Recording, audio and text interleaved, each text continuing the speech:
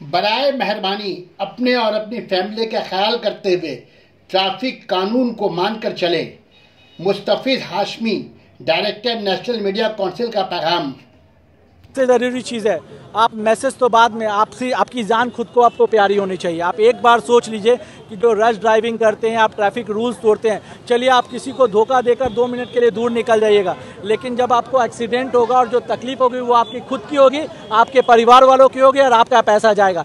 तो उनके लिए नहीं तो कम से कम आप अपनी जान, अपनी फैमिली के लिए please follow the traffic rules. जानना चाहिए कि भाई उनके लिए भी वो सेम रेस्पेक्ट है जो आर्मी के लिए, आर्मी मैन लोग के लिए होता है सर। अब हम लोग ये कैंपेन के थ्रू ये कर रहे हैं किस तरह से 12 घंटे, जैसे अभी लोग 2 घंटे के लिए भी रोड पे उतरना पसंद नहीं करते, क्यों भाई गर्मी है, 40 डिग्री टेम्परेचर, वो तो सर आप लोग के लिए भी है। तो सर वो सब चीज़ हम लोग सर मैसेज के थ्रू